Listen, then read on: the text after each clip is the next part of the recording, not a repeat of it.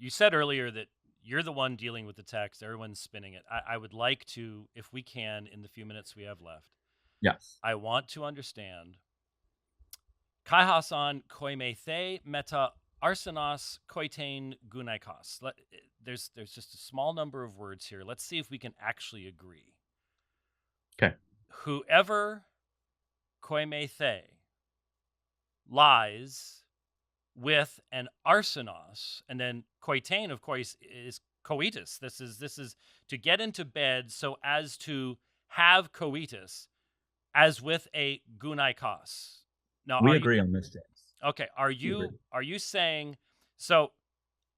Are you saying that there's anything in this text that limits this prohibition, so it does not include? Where do you get loving, monogamous, same-sex coitain? Where does that come from? So this is where I do accuse you all of not doing good hermeneutics.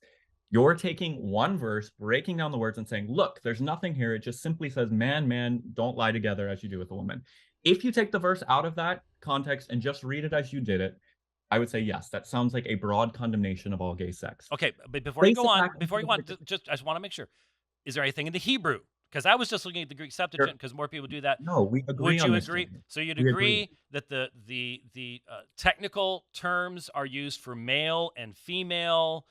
All that stuff is right there in the text, and are we actually agreeing on something? This is not. I don't know why this is surprising. Yay! Okay, I don't know. I just figured in this hour that would be something. Would be somewhat of a historical event.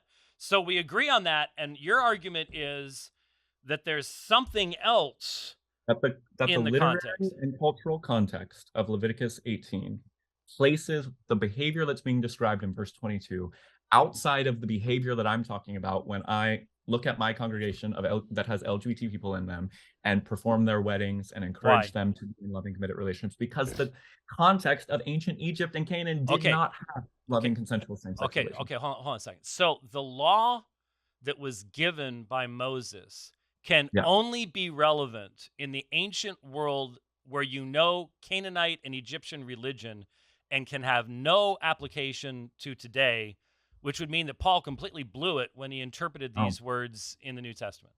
It can have application. I think it should have application. I think it's against exploitative sexual relationships. But there's nothing in, we agreed on what the text was. It is specifically talking about a man getting in bed to have coitus with a man rather than in the fashion of a woman. And so, and you agreed. That must be asked by any good biblical scholar is, where in the ancient world, in Canaan and Egypt, was that taking place? So where the evidence we have of men lying with men as with women in ancient Canaan and Egypt generally is either exploitative sexual practices or pagan idolatrous sexual practices. So you're saying that you can actually, you're actually saying that there were no loving homosexual relationships in the ancient world in Canaan or Egypt. That's not what I said. Not the ancient world. I said in Canaan and Egypt. Yes, there were none. You know this. I didn't say there were none. Well, but it's still prohibited whether there's only, because you earlier said, well, it's only 5%, so why would Jesus have addressed this?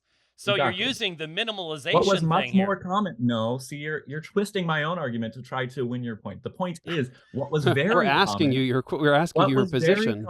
No, you're telling me my position and then having me respond to what you've articulated my position to be. Here's the thing. We know that in ancient Canaan and ancient Egypt, it was very prevalent for men to have sex with men, men of higher status to have sex with men of lower status, men who had enslaved other cultures and people from other surrounding nations were able to have sex with their male slaves. That was a very common practice. So it makes logical sense. And it was perversion, right? Yes, that is perversion. Was it only the exploitative element that made it perversion? Or is it the fact? I didn't hear what you said. Please repeat. Was it only the exploitative element that made it perversion, or is it not clear that in verse 13 of Leviticus 20, the issue is the twisting of creation between the zakar and the isha? It's the technical. It's the it's the changing of the created order. Isn't that exactly Paul's application in Romans chapter 1 when he doesn't talk about exploitative relationships? He says men lusting after men.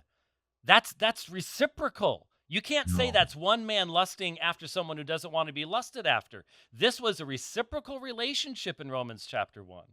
I disagree. Okay, why?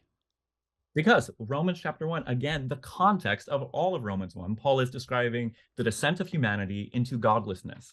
And Paul begins with, they exchanged the truth of God for a lie, worship created things instead of the creator God. He goes down and explains how idolatry leads to this perverted sexual practice.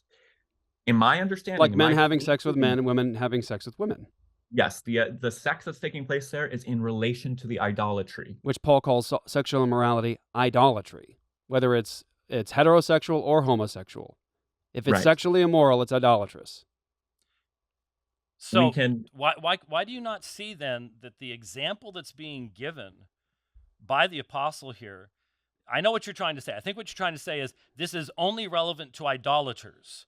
But the problem is the example of Romans 1 is this is a twisting of the creation-creator relationship, even down to the point where when it says even their women exchanged the natural for that which is against nature.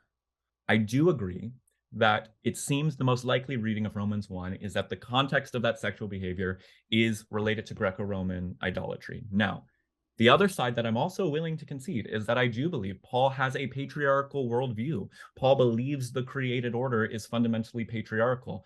I reject that. I believe that the reason Paul would believe that homosexual sex is sinful is because it's a man emasculating another man. It's threatening the patriarchal ordering of society. I think that's a worldview Paul inherits from his culture. I don't believe that's the divine ordering of the world.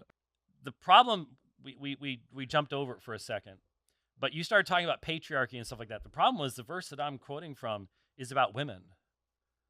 And the that objection also fits into a patriarchal argument. But the objection is clearly from creation, not just some type of but creation. Paul assumes patriarchy is the ordering of creation. It's the result of the fact that God created this world to function in a particular fashion, and if it doesn't function in that particular fashion, it brings death.